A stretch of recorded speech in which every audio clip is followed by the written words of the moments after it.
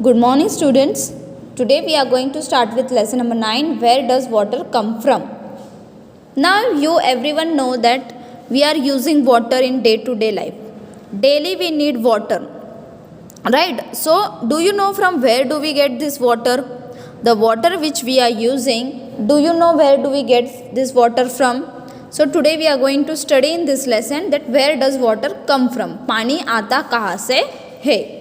Now first they have given us some activity. Choose the right answer and put a tick next to the proper picture. If you answer it different from all of the given pictures, write it in the empty box. Now, what do you drink water from? आपको इसमें एक activity दी है.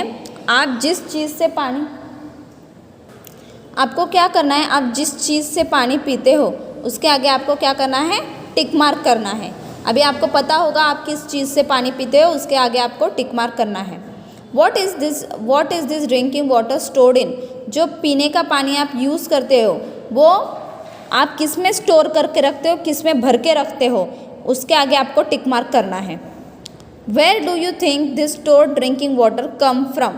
आपको क्या लगता है ये पीने का पानी हम जो यूज़ करते हैं वो आपके यहाँ पे कहाँ से आता है? अगर आपके यहाँ पे वेल हो, आप उससे पीने का पानी भरते हो तो आप उसके सामने टिक कर सकते हो.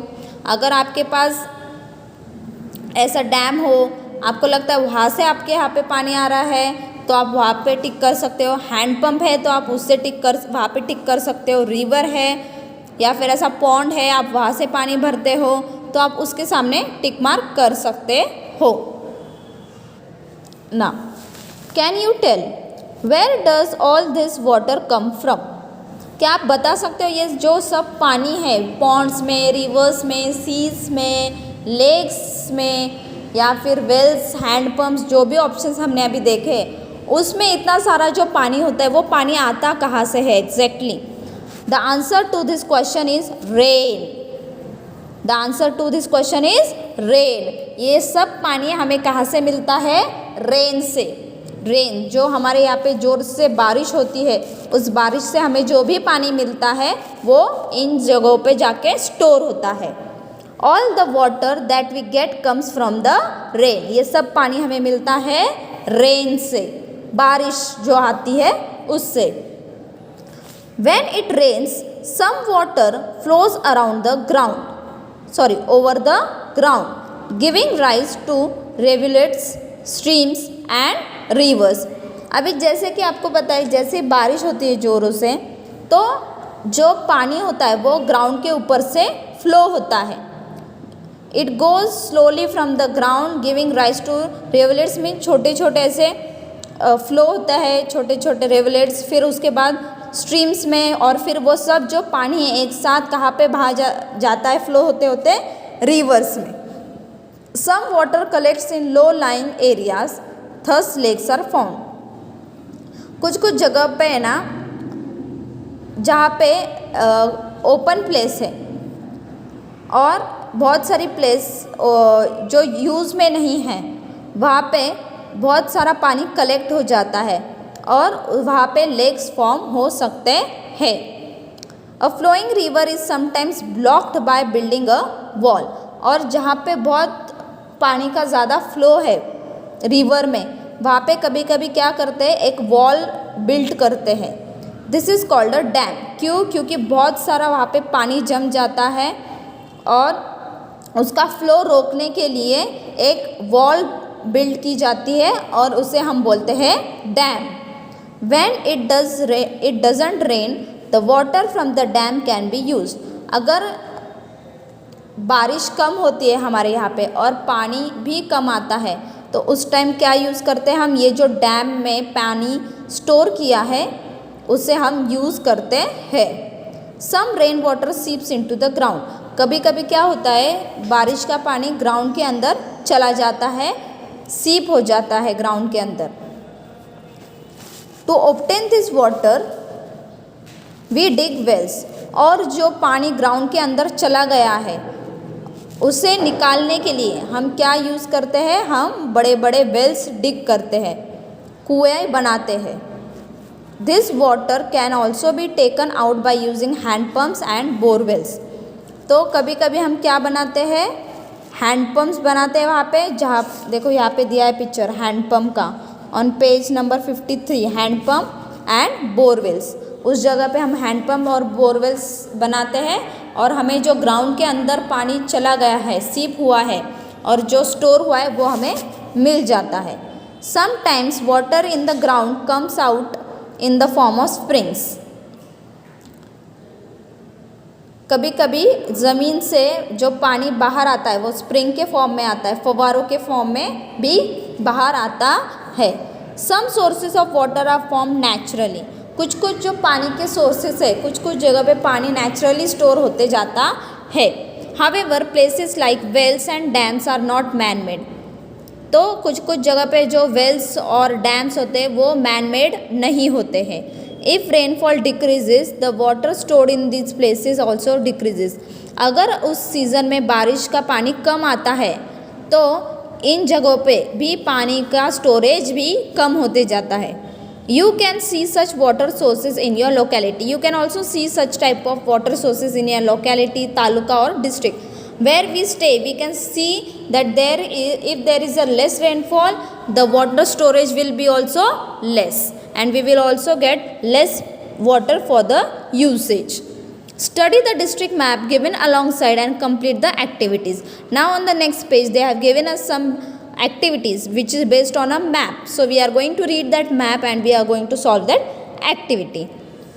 Now, how is river formed and how does it flow? Now they have told us that how is river formed and how is it flowing. Rain also falls on high places like mountains. This rainwater flows downhill. Now what happens, sometimes rain water is also falling on a high mountains. जो बड़े बड़े पहाड़ियाँ होते हैं वहाँ पे भी rain water आती है।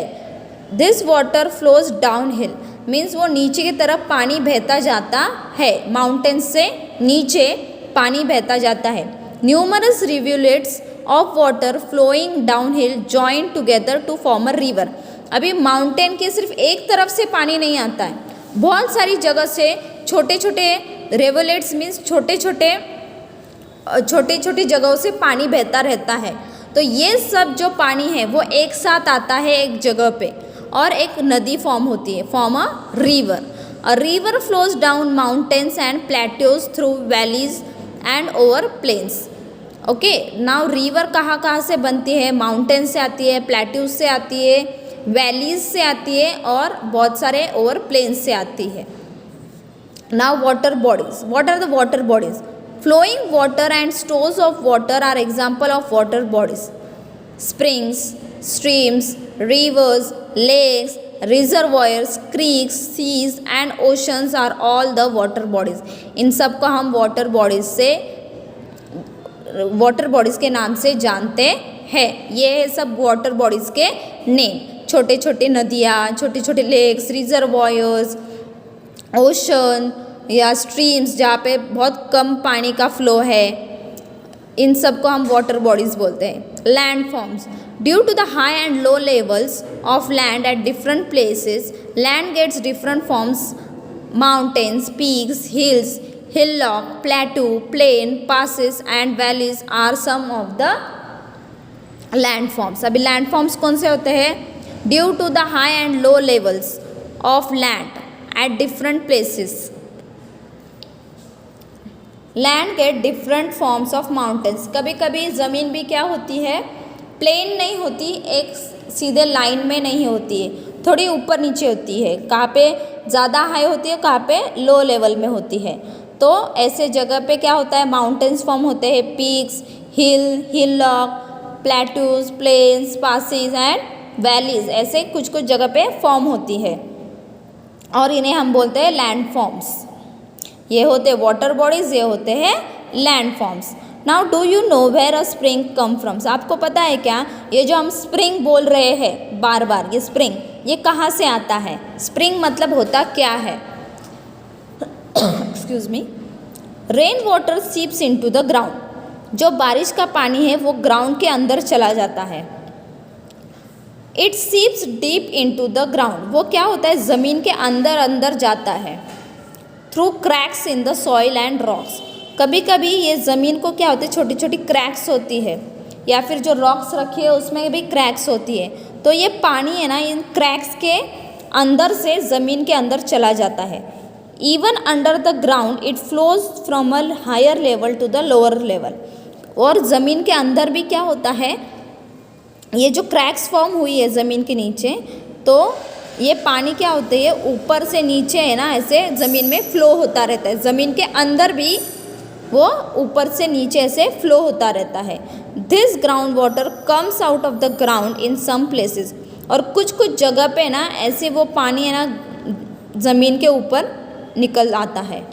देखो यहाँ पे दिखाई दे रहा है आपको, देखो ये स्प्रिंग है जो ज़मीन के अंदर से पानी निकल रहा है और वो यहाँ पे नीचे नीचे फ्लो हो रहा है, और इसे बोलते हैं सरफेस वाटर।